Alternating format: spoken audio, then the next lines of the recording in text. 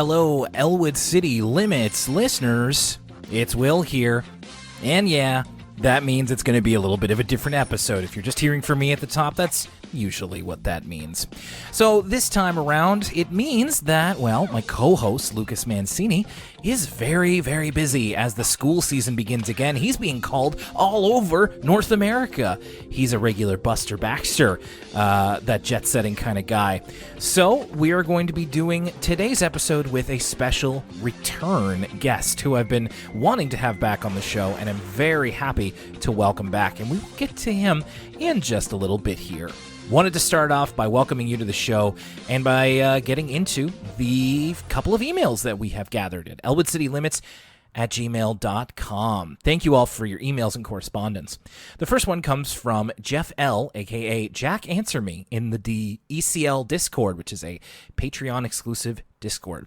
Hello, Will and Lucas. Been meaning to email you for a while. Life has gotten in the way. I was listening to the beginning of your latest episode of ECL, and since I think I might have the answer to a couple of your latest questions, I thought this was the best time to finally reach out. The last weekend of summer vacation, in true Mr. Ratburn fashion, I'm a third grade teacher. Hey, all right. Lots of connections here. My family and I took a trip to Massachusetts for a friend's wedding. On the way, we took a detour to Boston and visited the Children's Museum. The museum proved to be too overstimulating for my oldest, who is only 2.5, and after one too many meltdowns, we cut our visit short. Luckily, we visited the Arthur exhibit first, though, and I snapped a picture of the Elwood City map they have on display. I've attached it here, and I hope it can save you and other fans some time from creating your own map. We did talk about that in our most recent episode, so there you go. I'm sorry if my poor photography skills caused any labels from the map to be hard to read. Well, and of course, maybe that's a pilgrimage that listeners, or even us, the hosts of Elwood City Limits, should make to Boston someday. I've been to Boston before, but I could stand to go back again. Anyway, there's a place located near a stream behind Arthur's house labeled The Fort, which I have to believe is where the treehouse is located from the show. I also have to wonder, though, how up-to-date the map is, since it clearly has been around long before the show ended. Some omissions leave me a little puzzled, like I couldn't locate Binky's house on the map, which I remember is supposed to be close to the school from that episode where Arthur and Buster tried to convince Binky that Lakewood Elementary burned down, even though he had a clear view of it from his house. Well, good research there. P.S. In case it's another several months before I reach out again, happy holidays and thank you for what you do. Well, thank you, Jeff. Appreciate your legwork here. This one is from Anonymous. Dear Lucas and Will, I have been following this podcast since May of last year, listening to the backlog out of order depending on what Arthur episode suits me at the moment. With the Flash era coming closer, I'm looking forward to your eventual take on some personal favorites, such as Buster's Book Battle, Sue Ellen and the Last Page, and Carl's Concerto. In the meantime, I feel like Whistling in the Wind had a lazy wrap-up sending the wrong message. I wish it could have concluded with Timmy finding a special talent of his own, instead of comparing himself and eventually lowering his brother down to his level. As a multiple birth kid, one of fraternal triplets, I also struggled with comparison when it seemed my same-age brother and sister were succeeding in so many activities and more friendships, and I hadn't found something for me to be proud of. I did eventually find my own calling, and we all get along better in our separate adult lives. Considering that the Tibbles are only 4, though, they're kind of young to be figuring out who they are in the world, but if they'd been 8-year-olds like Arthur and his friends, I'd like to have seen how even more fleshed-out individuals they could be. A lot of twins, triplets, etc. that I've seen in fiction are usually identical and portrayed like one mind and multiple bodies, whereas fraternal siblings are much more common in the real world. This contributed to some annoying questions/comments from single-birth folks that I've dealt with in one way or another. We're ordinary siblings that just happen to be born together. Well, I'm happy you brought this up, Anonymous, because one of the things that I tried to kind of steer away from in our discussion was that we kind of already did this in another episode. We did this, I'm blanking on the name, but the one where Timmy is sick and DW and Emily discover that Tommy's actually kind of the good one, and it's Timmy's bad influence, which they didn't actually really run with. I mean, maybe you could find examples, but I feel like the instigation from the Tibbles usually comes from both sides still. We never really ran with the fact that, like, Timmy is the bad one, more so than Tommy. I've watched Arthur since I was about 2.5, well into adulthood. I believe Fern is my favorite character because she seems to resemble me the most as I am now, and in my childhood when I wasn't being a DW. Fern starts out a shy, quiet girl devoted to her special interests, but is smart in observing others' behavior, as well as adorable with her huge imagination. I relate very much to how she's portrayed in the fan fiction series A Different Point of View by Squaresville, especially her disgust at being forced to attend a school dance. Carl and George are also relatable, particularly Carl, since he's autistic like me. His intro episode premiered when I was 12. The other three possess individual quirks of my autism and general personality that he doesn't. Looking forward to hearing more terrific content, continuing my backlog of 16 episodes. P.S. The melody Tommy whistles is Mozart's Turkish March. Thank you, Anonymous. One more quick one here from Z. What's your favorite title card sequence?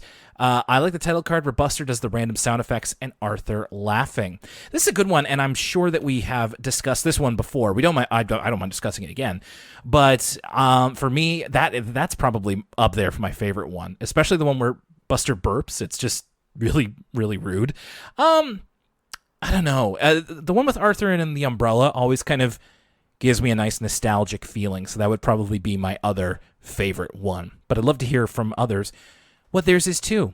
Thank you, everybody, for all these emails. And by the way, thank you as well for the emails on trying to find out the Gen Z lyrics of the Arthur theme song. And forgive me, I don't remember exactly who it was.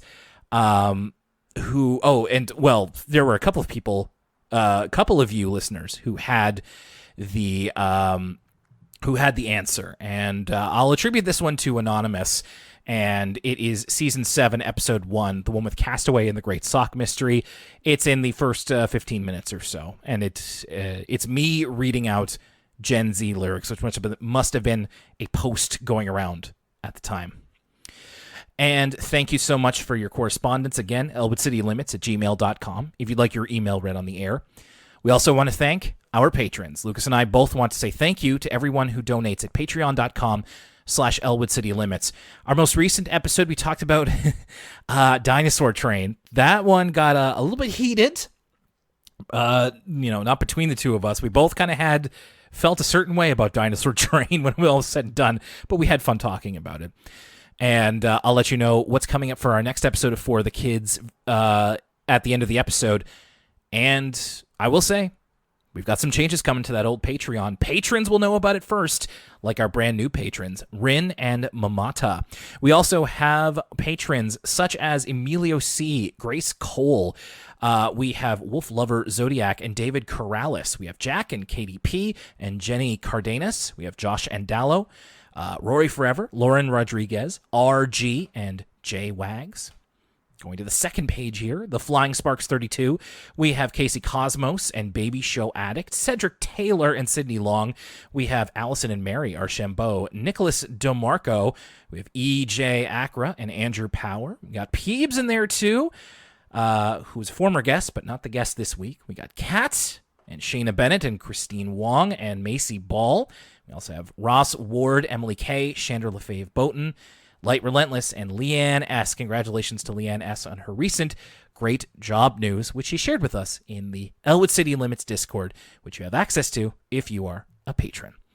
Okay, of course, wanted to get all that stuff out of the way because we're going to be talking about today's Arthur episode with returning guest Rage. Rage is back with me, and we're going to be talking about, a Buster-centric episode and a DW episode, and there's plenty to talk about in both. If you don't remember Rage, he was on earlier this year in January in the Arsubia episode. So cast your mind back there, and Rage and I, we get down to it. Rage is a lot of fun. I'm glad we had him back on the show. So let's go to our discussion right now. Okay, well, when Lucas is away, we still find ways to play as we continue on here, season 15 of Arthur. We're going to start off with Buster's Secret Admirer, but before we get into that, let me talk to and reintroduce you to our guest this week. It's Rage, back once again in the year of 2022. Hey, Rage. That's right. I'm officially a returning guest now. I mean, you're part of the guest roster, and happily so, because I had a great time recording with you. I wish it could be the three of us again, and hopefully we'll be able to do that someday. But when I thought about who hasn't been on the show for a while, and I think who was due, you were definitely someone that I wanted to kind of have all to myself. Yeah, Lucas is in the United States. I believe he's searching for Elwood City limits as we speak. So yeah, we actually got an email this week about a map of Elwood City. So maybe he's going to stop in Boston to the Children's Museum and find out what it's really all about. I hate to do this to you. You know I do. There's something in this episode that throws a little wrench in your location. But You think so? we'll get to Okay. it. We'll get, we'll get to All right. Well, for those who maybe haven't heard the episode yet, we have many listeners who are making their way through the backlogs, and this is over 150 episodes at this point. So maybe they haven't gotten to your episode rage. You are the host of Podcast 69, which every once in a while I like to throw on, and my gosh, every time I kind of check back in, you are on some weird stuff, because Podcast 69, why don't you throw out the explanation of what Podcast 69 is for anybody who hasn't listened? Podcast 69 is as is obvious from the title, I feel. We watch the 69th episode of a different TV show every month. Last month was Radioactive. I showed my Malaysian friend the 69th episode of hit Canadian teen sitcom Radioactive. Did not care for it. It does not play in Malaysia, apparently. Okay, so Radioactive, by episode 69, we're past the first season, right? Like we must have been into the new cast at that point. That's when I kind of fell off of Radioactive. I got to be honest. I don't think it's as good a show. The first season really hits on all cylinders, but there's some gems in the second season as far as 11-year-old me was concerned. Well, an Arthur connection with the first season of Radioactive. One of the main characters played by the original voice of Arthur, Michael Yarmish. If I could interview him, no Arthur, all Radioactive. All Radioactive. You've got to... I would do a disservice to this podcast. You've got to do the Elwood City Limits version of Radioactive. I would listen to every episode. You got to talk to all of the cast. I got to believe they would be more than happy to talk about it, because I haven't heard from those people in a long time. I don't know what any of them are doing, to be honest. We went through some of the cast and what they were up to. A lot of them just dropped off the face of the earth. Went on to live normal lives as normal humans. They couldn't stand the spotlight of YTV weekday nights. How depressing, huh? Yeah. Well, I think we're going to have something a little bit less depressing, and that's this episode of Arthur that you and I are going to be tackling here. So the last time you were with us, it was season 13, and you kind of got a little bit of a taste of what Arthur was like, because we'll just do the quick refresher. You didn't really follow Arthur this long, did you? Like, you kind of had, if I remember correctly, you had a similar trajectory to like Lucas and I, of like there was a time when you watched it and then that time came and went. You weren't like still watching up to the final episode. Somewhere around season 4. Yeah. I dropped it. Yeah, I would have been 9 or 10 at that time, so yeah, that about makes sense. And yeah, I didn't appreciate the genius that was Arthur when I went through those rough years of 10. Well, I mean, 10-year-olds, they're not about appreciating genius, really. I don't think you really had none of us had the cranial capacity to appreciate really anything beyond what we kind of see. It's only when you grow older. That's one of the great trick cards of life, is that you can only really appreciate something as you get older, and sometimes when it's too late. But I would argue it's not too late to appreciate Arthur, because it's still going to be here, and we've got plenty of episodes left to dive into. So the one that you are journeying with me here is, first of all, Buster's Secret Admirer. I'll also note here that I'm very happy to say that so far, a lot of season 15 episodes have been available for free and legally on YouTube. There are official PBS Kids uploads on YouTube. Mm-hmm. I was amazed. And I think that that's probably going to become a little bit more common as we go forward, because I imagine as Arthur, like, I didn't check the date on it, but I wonder if how quickly this would have come out as compared to when it was released, because by the time we get into the Flash era, it probably behooves them to put up Arthur as accessibly as possible. Yeah, well, this was only 2021, I want to say. This episode? Yeah, they put it up on YouTube. Yeah, I mean, and that probably was in cooperation with the fact that Arthur is kind of starting to wind down at that point. So, I would love to know their strategy for that. But again, just really happy to be able to easily access pretty good. I don't know if it's HD. I don't know. I'm not that much into graphics or anything, but pretty good quality episodes of Arthur. No more searching the dark web. Well, I mean, not for that, but yes, I don't have to use unscrupulous means necessarily. Hopefully, I have the unscrupulous means on backup just in case the legal ways fail. So this one starts off with Buster. He's very much in love with love. Rage. She loves me. They love me. I love me. I didn't realize he was such a romantic, to be honest. Buster, as we've gone on to realize, Buster contains multitudes. He's conspiracy minded. He's imaginative. He's has dyslexia, and also he's a bit of a romantic, as we see in this episode. But this is something of a dream sequence because eventually Buster, he's so in love, he's mooning over the concept of love itself, but he's picking the petals of a flower, and the flower's awfully surly about it, and he's the flower gets in his face about it.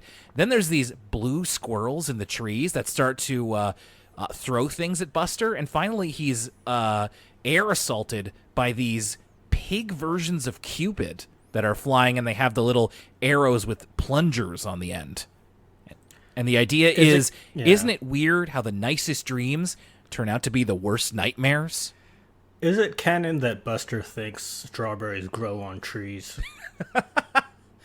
I could buy an 8-year-old thinking that. I could buy Buster thinking that at almost any age. Yeah. That's a good point, though. I'm gonna give him a pass on this because it's a dream. So he's not actively thinking this. He's a very passive observer. And then we get the little magical realism at the end because Buster finds one of the plunger arrows in his bed. Was it all a dream? Who's to say?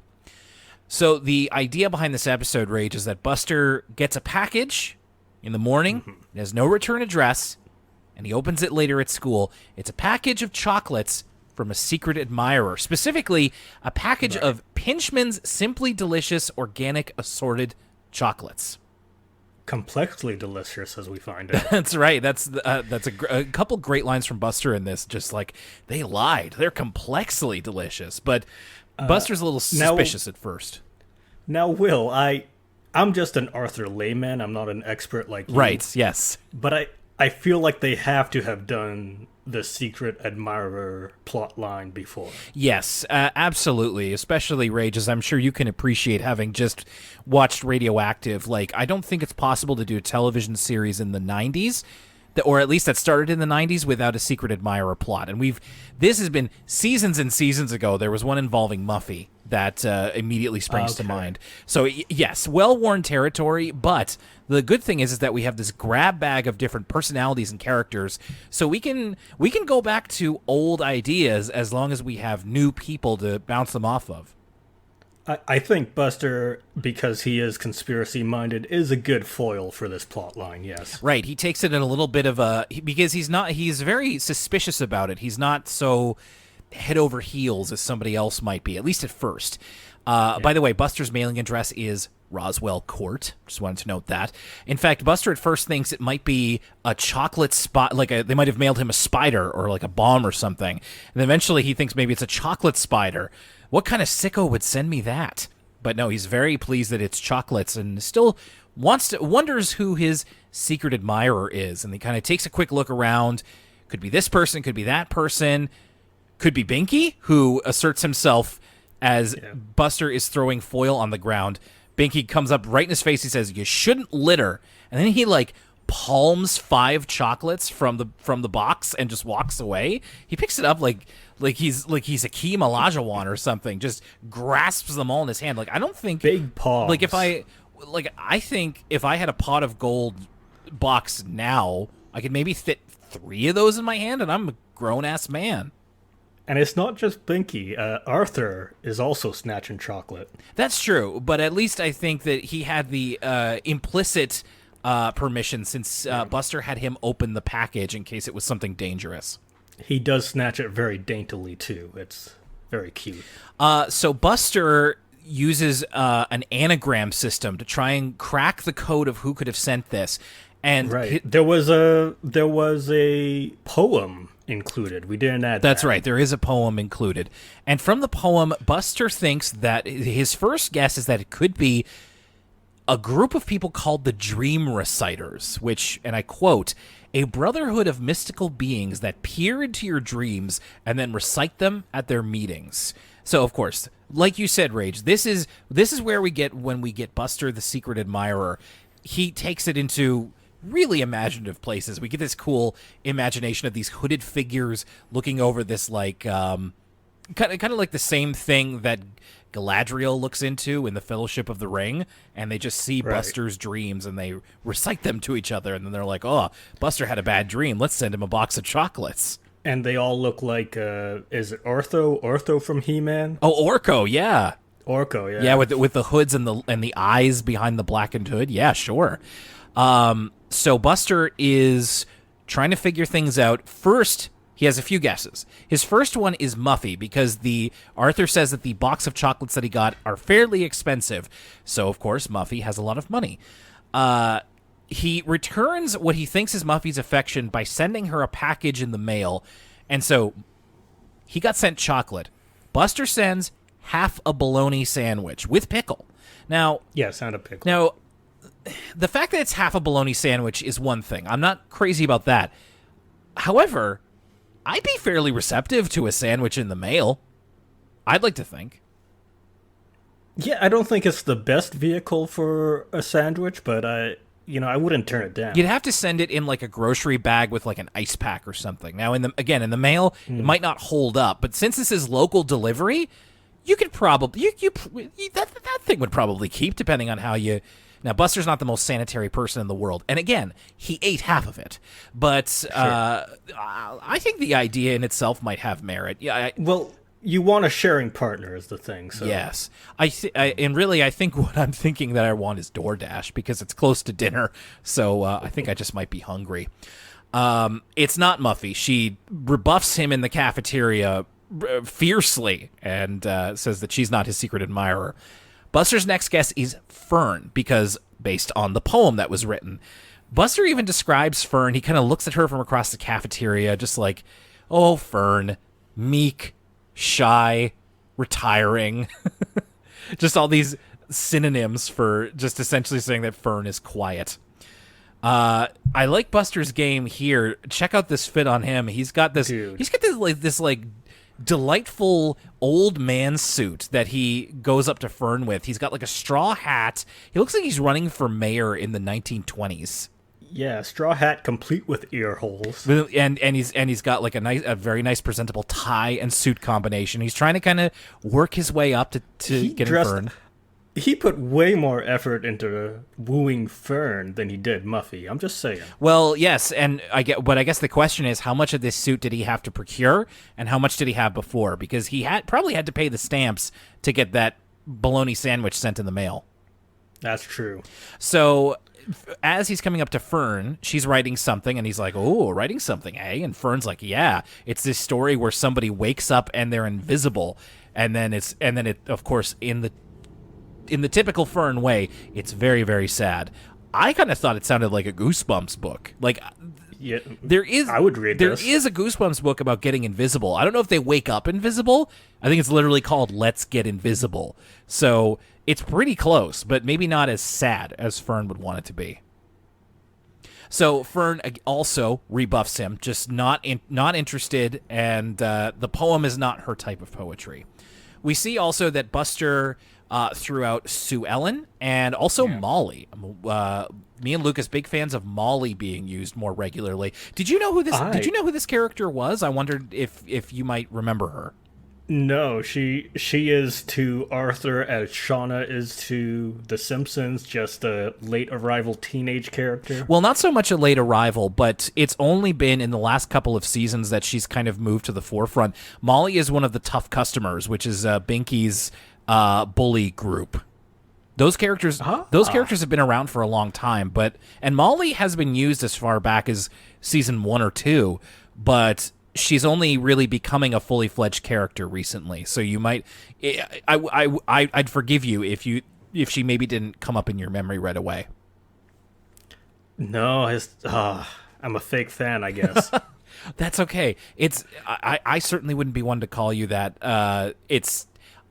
What's the opposite of like a fake fan? Probably just obsessed. Like I'm an Arthur obsessive, so I don't expect everybody to have the same level. No, you're an expert. You're not obsessive. Well, as you said in the last episode, Arthur Logian, which I think is a very respectable term for one of the more respectable terms I've been called in regards to this.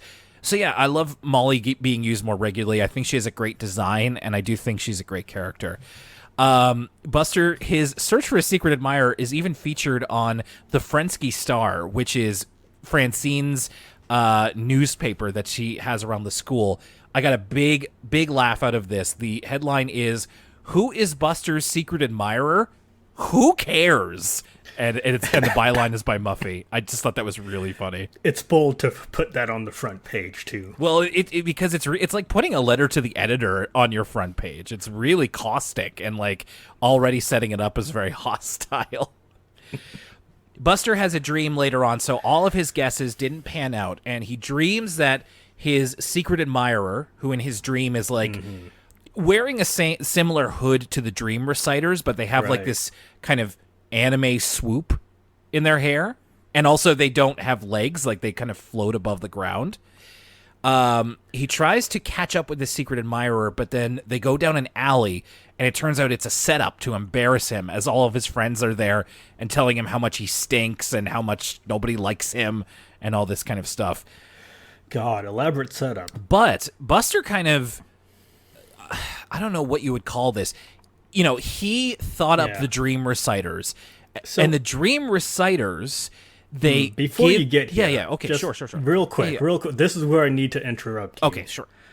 And I've realized this is a dream. Yes. But what part of Elwood City is this alleyway? What part of it? I would guess that it is downtown and not far from Buster's apartment building. So here's the thing. Right. In the background, there is a cardboard sign named Atlas Ironworks. Yeah. Which is a St. Louis, Missouri-based company that deals in steel and aluminum. Really? So has Buster ever been to St. Louis, is my question. Well, that's possible because, of course, you may remember that his dad is an airplane pilot and has taken him to many places. Now, granted, it's more that he's traveled around the world, but it's very possible that Buster's been to St. Louis before. Right, because this implies to me that, one, he is aware of this company based in St. Louis, Missouri, and two, he has nightmares about it coming disheveled. Right, it's a little bit run down. Now that's the writing itself, as far as an Easter egg goes, there's not a lot of it's pretty plain. So that's how I'm going to say I missed it. And I'm also going to put this out there: the Arthur Wiki doesn't seem to have an explanation as to this in-joke, this Easter egg. So I think you might have just, like you said, thrown a little bit of a wrench into, we're pretty confident that it's like Boston, it's like a Philadelphia-esque suburb, but maybe there's a little bit of St. Louis, Missouri. How did you know that? I Googled it. Okay, fair enough. Atlas Ironworks. Maybe one of the animators worked in St. Louis or something. But yeah, it's an awfully strange place to put in Buster's dream. I guess my explanation would be that he visited St. Louis with his dad, maybe on Postcards with Buster, the spin-off show.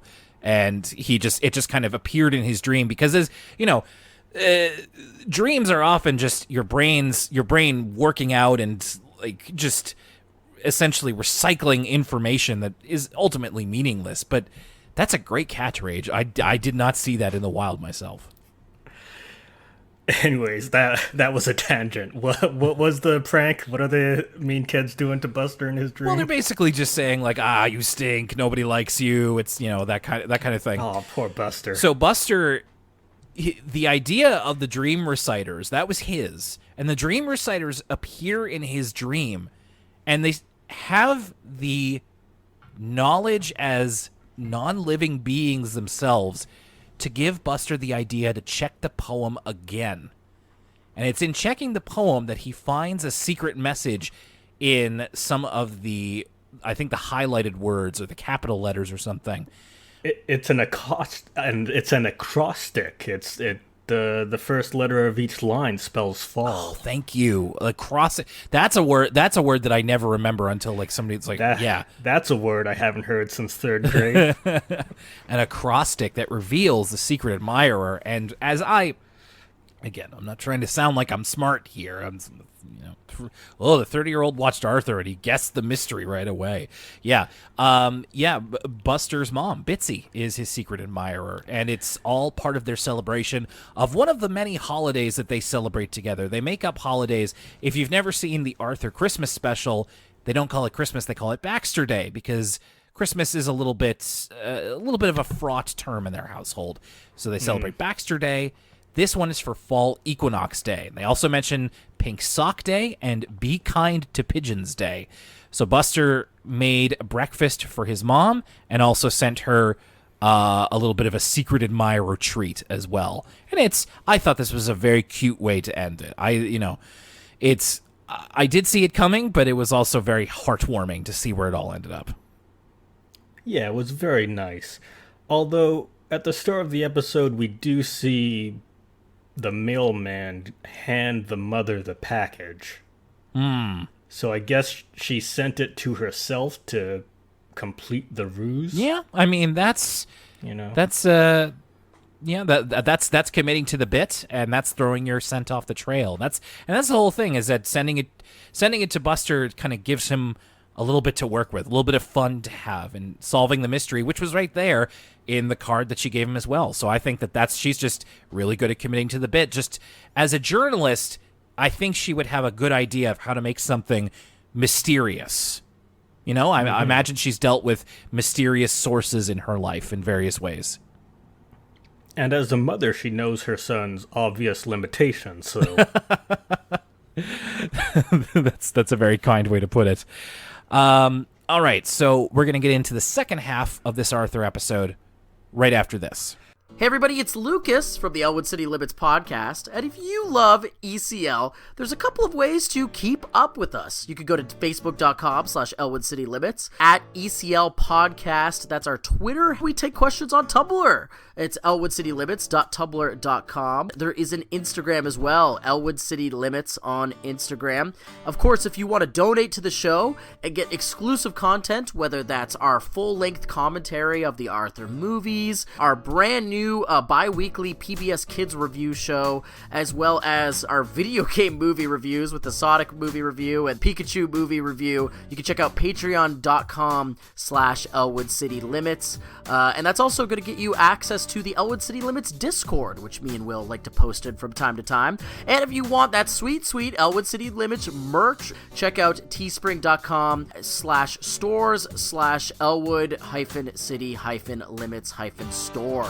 You can listen to the podcast at libsyn.com/Elwood City Limits, Spotify, Apple Podcasts, and there's other podcast apps like Stitcher, and if we're not on your favorite app, let us know. And where can you let us know? Well, that's going to be at elwoodcitylimits@gmail.com. That's also where you can send us a question, and we'll read it on the show. Finally, if you want to support the podcast, the best way to do so is to tell a friend who likes animation or Arthur or just podcasts in general, and to go to our iTunes page and rate us out of 5 stars. Apparently, that helps podcasts out. Bye, everybody! So this one, The Last King of Lambland, which, I mean, right away, Yeah, Rage, you ever seen the movie The Last King of Scotland? Yes, I have. So, okay, are we supposed to intuit that James is Idi Amin here?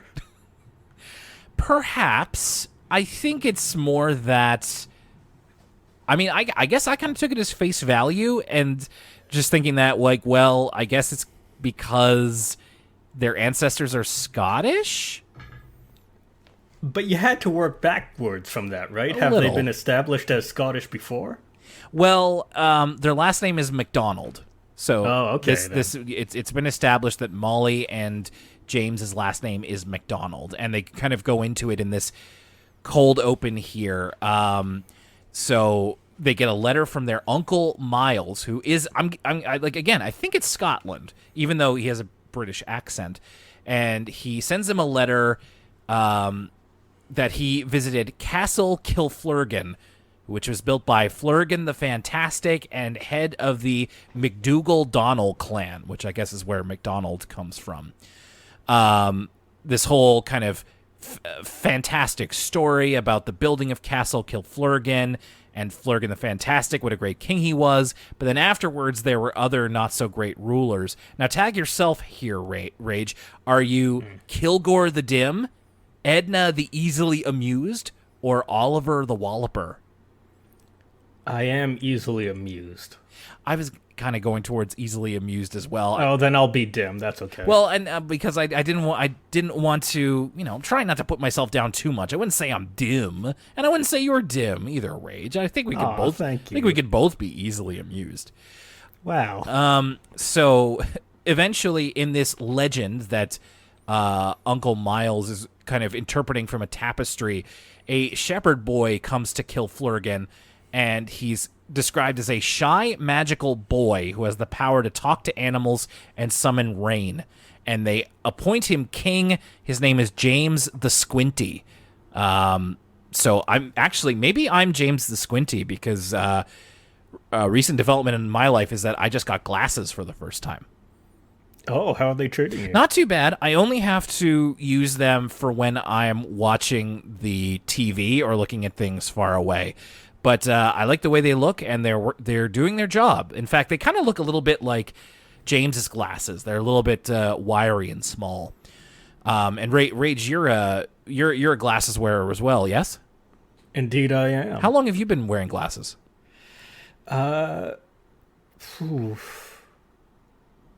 Since I almost walked into the street because I couldn't see the street. How old were you? 7 or 8. 7 or 8. Okay, so quite a long time at this point. I'm glad you didn't walk into the street, by the way. No, someone caught me. Someone with better vision. Thank goodness.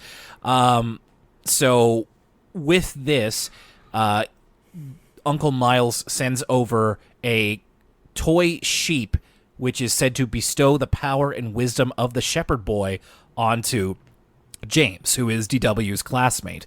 Molly also gets a CD of the Scottish punk band Loch Tess.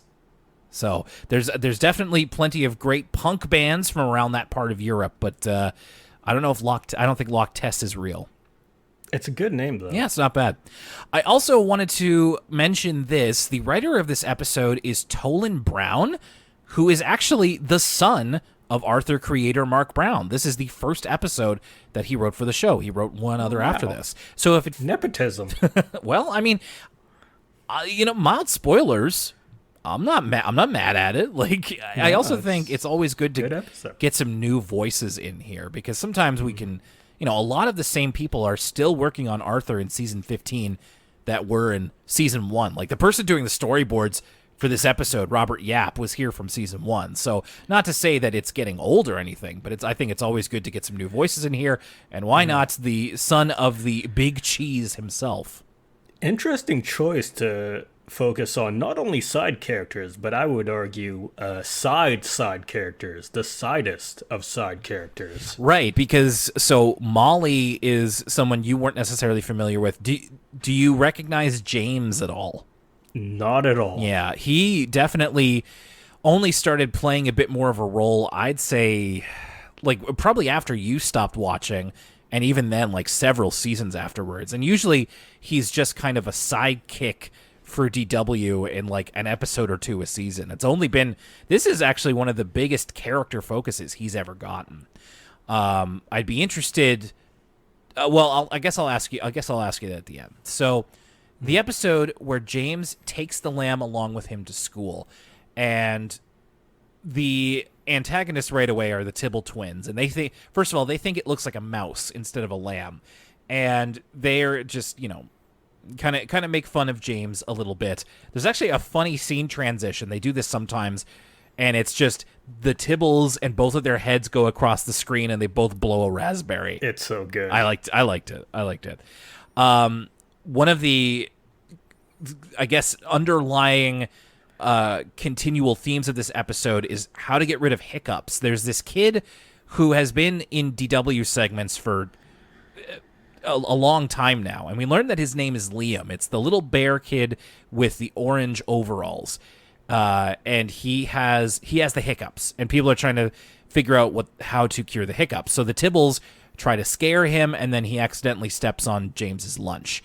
Later on, DW says, like, you can't just say boo. You need something scary, like Arthur, which seems like a big on its face DW sick burn there. But she's actually referring to when Arthur was in his costume from a previous episode, Hick or Treat, which was his Frankentist costume, the Frankenstein dentist. Rage, we're days away from starting the Halloween season. What'd you think of the Frankentist costume? It was good. Did you get that it was Frankenstein dentist, or was that a little muddled? I did not. I was going to ask what makes it different from Frankenstein. Just that Arthur, I think he dresses up with like a scalpel and he has like a doctor's robe on. Okay, I think I would trust Frankenstein to be my dentist. And of course it might not be even the Frankenstein, like Frankenstein's monster. Right, the monster. We could just be using that term colloquially. It's open to interpretation. I think it's pretty good. But so DW's talking about, you need something scary like Arthur to cure your hiccups. Rage, do you have a go-to hiccup cure before I say mine? I stand in the bathtub and I bend upside down and try to drink water that way. Really? Yeah, I basically drown myself. Does that work? Sometimes. So what would you say is a success rate if you had to kind of scare up a percentage here? I'd say like 60%, more than half. And how long have you been kind of working with this? Like how do you discover something like that?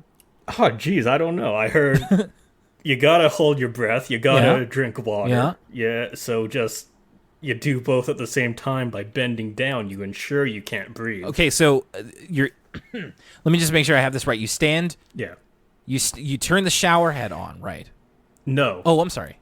It's just so I don't get water everywhere. Basically, I stand up. Yeah.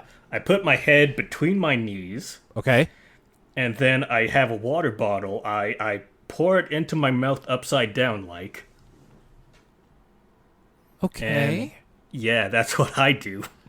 All right. So your head's I can draw you a diagram. Maybe, if you want. like, honestly, maybe. All right. So you put your head between your knees. Do you kind of like feed the water bottle in from behind you? Yeah. Oh, I see. Jeez, you're flexible. I don't think I can actually do that. Yeah, it's an intense regimen, to be honest. Okay, well, I was just gonna say peanut butter. That seems way easy. I should try that. Peanut butter is great for getting rid of hiccups. It's my go-to cure, and I will say I got that from Arthur. There's an episode. I mean, we've done the episode where DW has the hiccups for the whole thing, and Grandma Thora's cure is chewing peanut butter slowly, and that works for me. But you know what? Maybe just for science, next time I'll see if I can even do yours. Period. And then I'll get back to you. Please do. I mean, if I can remember to do it, I will honestly try. Okay, you're bold. So yeah, James's lunch got stepped on as they're talking about hiccup cures. Everybody, like DW and Liam and Emily, all give him parts of their lunch, which I thought was a very sweet thing to do. And so James goes to throw away his lunch, but then decides that there's some hungry squirrels and birds, so he decides to feed his lunch to the animals.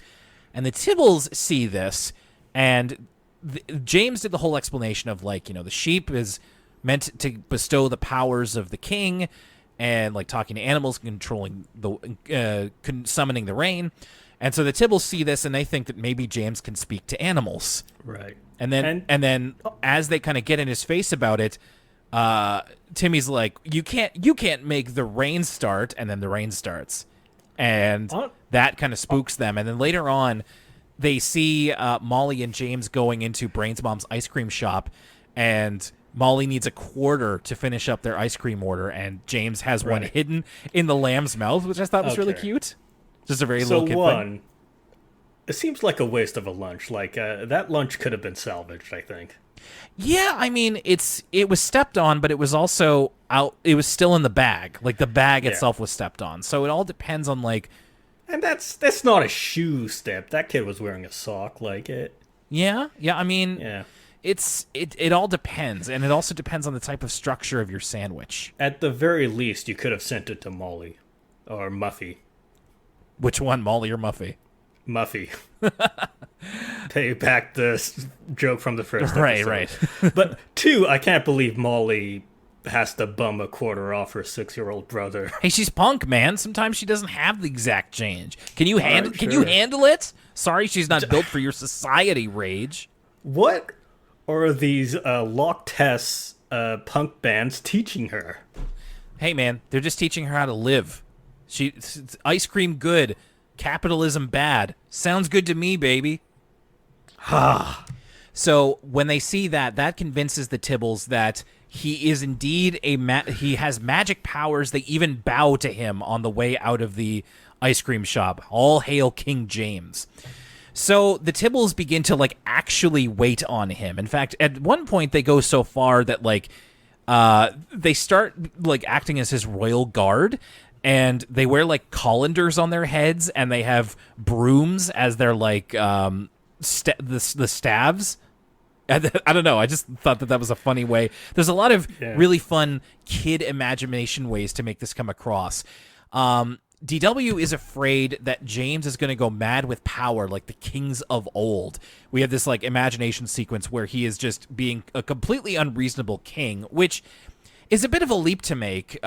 Rage, since you're not familiar with James, his main character traits are that he's very meek and agreeable and kind of quiet and doesn't really stick up for himself. He's kind of a wimp. Right. And it's in getting this power that, indeed, as DW's imagination kind of said, he kind of does go a little mad with power. And because we see the Tibbles pushing people around, not physically, but making sure that James has everything he needs. And James kind of goes along with it.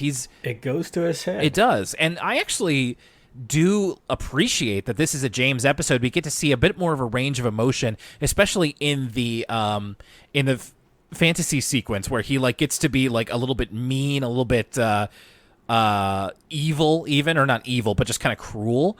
And he crushes all the Madeleines. That's right. Yeah, Madeleines. That's the Emily. Those were the kind of things from Emily, and Emily is very much she's a little she's not French herself, but she as Lucas coined one time, she is a weeaboo for the French culture. So do you know what do you know what a Madeleine is? Yeah, it's like a cookie with cream in the middle, right? Oh, I see. Okay. She seems very sensible, though. She's the one who suggests just talking to James. Emily can kind of go back and forth sometimes. Oh, yeah? Sometimes she is like DW's version of Muffy, and other times she's just kind of a normal little girl. So it all depends on kind of what side of Emily they want to show. So yeah, she's a bit more agreeable this time around. DW at one point goes into King James's throne room, which again is very cute. It's made up with pillows. It kind of looks like a big pillow fort essentially, and James is wearing this kind of looks like the Burger King crown a little bit. Did you ever get to wear the Burger King crown? I've worn the paper crowns you get in like New Year crackers. Oh, yeah. But I don't know if I ever wore the Burger King one. No. Oh, I think every child should wear the Burger King crown at least once. I'm sorry. And also throughout the school, like the Tibbles are making sure George gets preferential treatment, and then more and more he's annoying his friends by acting this way, or at least letting the Tibbles act this way. Like, for example, they push DW. They don't push them, but they make DW and Emily leave the swing set so that all three of them can swing. And Emily kind of points out that he's not being a very nice person. What's funny is that the Tibbles address James as King a lot, and that's just funny. That's just funny today. It's just like, I almost wanted them to say, "You dropped this, King." James, the short king. He is the short king. You're right. And they're just constantly like, "What's wrong, King? Like, are you good, King?" And it's just, I don't know. It's even funnier now. They couldn't have seen this one coming. Eventually, James sees how he's hurting his friend's feelings because he's crushing sandcastles with the Tibbles, and one of them takes away Liam's bulldozer toy. And Liam starts to cry, and then James kind of snaps out of it and gives him back his toy. And then eventually James decides that he doesn't want to be king anymore, especially after he talks it over with Molly, who has to explain to him that the story that their uncle told them about the sheep granting powers is a legend, which means that it's not real. Right. And the end of the episode is James apologizing to Liam, and he offers him the crown, to which Liam is very scared and like, no, I don't want it. And then that gets rid of Liam's hiccups, which this is like the next day. And this King James thing has been going on for several days. By the way, King James, LeBron James. And James, he's been, like I said, he's been doing this for several days. Liam has just had the hiccups for like 4 or 5 days. That's kind of scary. The hiccups are hard. I know they can be, but like sometimes you hear about like the world record holder of like people having hiccups for years, and it's just like, I've never had a bout of hiccups last longer than like, I don't know, an hour or two, like days. I feel like I would go crazy. I don't know if I could take it. No, and at that point, how many liters of water are you drinking from between your legs? Just as much as I can, I guess. I've never run into this issue. You're just chugging. At that point, you gotta break out the peanut butter. You gotta go to the closest corner store, get yourself some Kraft, and then. All right, but I'm still gonna eat it upside down. Sure. Who knows? Maybe that actually will work better. Can we talk about Molly's setup for a second? Oh, sure. Yeah, totally. Her room is immaculate. My God. So, can you describe it a little bit? Describe what you like about it. I would kill to have this room. She has a couch in it. As a teenager, she has just a load of bookshelves. Not even a teenager. Molly's like 9. She's only 9? Yeah. Oh my God. She has just a kick-ass guitar. Yep. She's got a disc. I want this room now. I want this room as like a 28-year-old. She's got a Discman. She's got several rugs on the go. She's got a very full bookshelf. She's got an amp. All this needs is a TV and like an Xbox 360, and we're in business. I say that of like around when this came out. She's set for life, yeah. Yeah, this actually, you're right. I'm glad that you mentioned this. This is a really cool room. So that's kind of the end. Like James is like, I don't want to be king anymore, and his friends accept him back. It's a little bit of a rushed ending, but whatever. What was I going to ask you? I was going to ask you something about James. Oh, did you get like a feeling for James's character by the end of this? Like, did you get a better idea of who he is, or like how did he strike you, James specifically? Yeah. He seems easily persuaded, easily influenced by the Tibble twins. He seems like kind of a pushover, to be honest. Yeah, I think that's pretty much how he's been put across so far. All right, Rage, let's take a look at Arthur here. So when you joined us the first time, it was season 13. I will say not a lot has changed. We're just a little bit farther down the pike here, but I will say this is the final Arthur season that doesn't use Flash animations. This is the final traditionally animated one. So Buster's Secret Admirer, on your return to Arthur and Elwood City Limits, what'd you think of this episode? You know, I really like Buster as a character. The plot is kind of straightforward. You can tell it's his mom from the beginning, as you said. But there's some good twists and turns with Buster's mystery investigation. Also, something we didn't touch on is there's just a real person on the stamps. Yes, that's actually been something that's been happening in a few episodes of Arthur, and some of our eagle-eyed listeners have noticed this, that there are just, like, real people pictures in and around this whole thing. And I think it's just, like, pictures of the crew. So, yeah, that's, again, good catch. You were watching a little bit closer than I was. Yeah, I like this a lot. Buster's getup, fantastic. Muffy and Fern interactions, always good.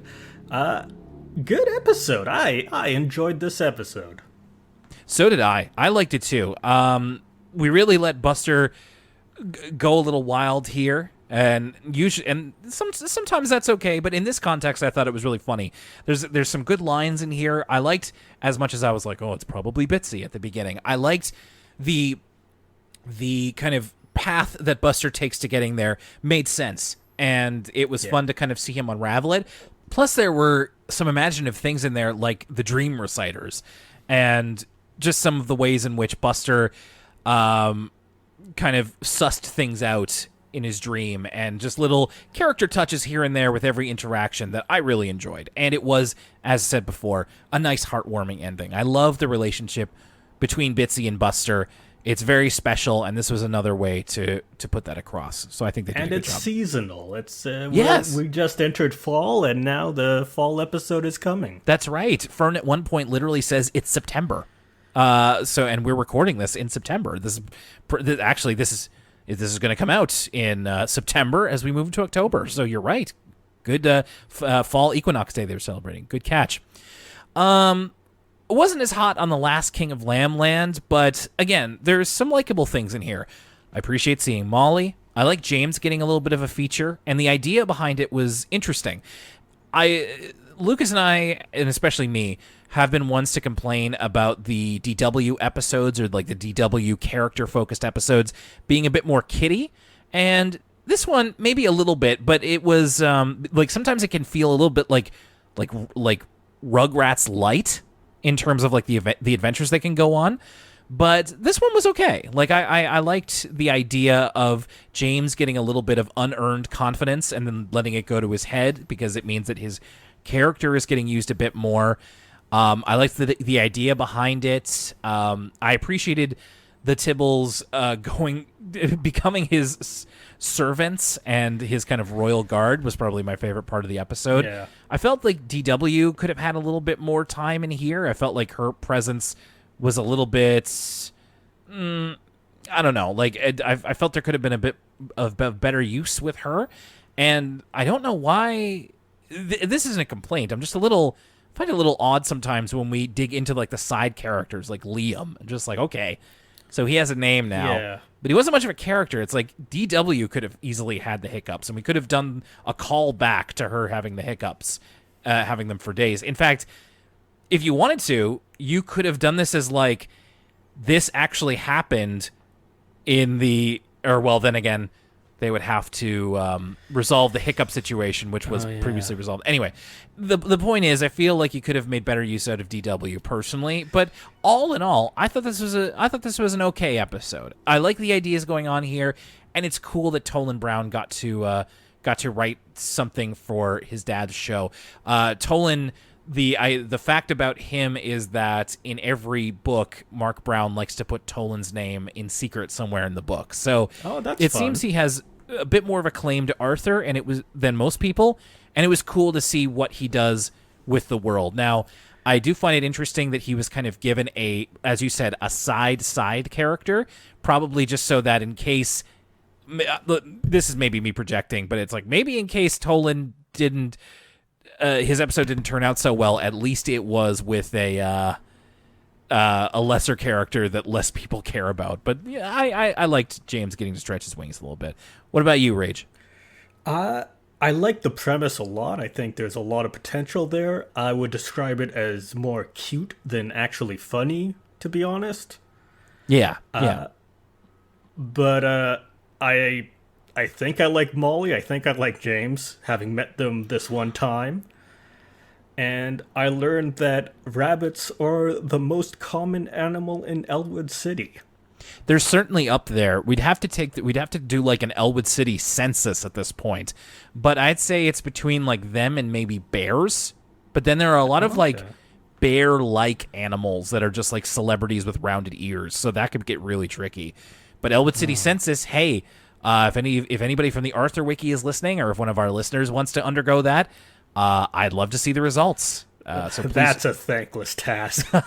No, I disagree. You would get my thanks. You'd get Lucas's thanks. Oh, sure. So it's I'm maybe not a thankful task, but it is a task with thanks in it. So feel free to run with it. Well, Rage, it's been really great having you back. And see, this is what I love. A lot of times I have a guest on here, and they bring in insights that you couldn't normally get. Lucas and I, we've been doing this for 15 seasons. Sometimes things in an Arthur episode wash over us, but then you get a new set of eyes on here, and it just completely refreshes everything. You notice some things that I completely missed. So thank you so much for your insights. What's up next for Podcast 69? Oh, it was a pleasure.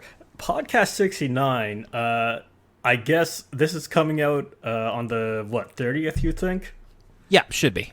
Tomorrow afternoon, you can listen to the next episode of Podcast 69, right. episode 69 of Mythbusters. Mythbusters. Okay, so that's you. Not only do you do, because you've done Arthur as well, which I believe that was Lucas who was a guest on that one, and so you do like episodic shows like Arthur, and then you do serialized shows and you do episodic shows. So this one, you won't have to, have seen the other 68 episodes necessarily. This, I don't want you to give away the game here. I'm really curious what's going to be in that 69th episode, but I guess I better listen. If you like big subwoofers, you might want to listen. Big subwoofers. There you go. What more do you guys need? Check out Podcast 69. Rage is covering all sorts of television shows. I love the range, the sheer range of the topics you cover. So, Rage, thanks again. And of course, you are on Twitter as well. You're a good follow there. Yeah, that's RE_accent aigu, or you just look up Relag, you'll find me.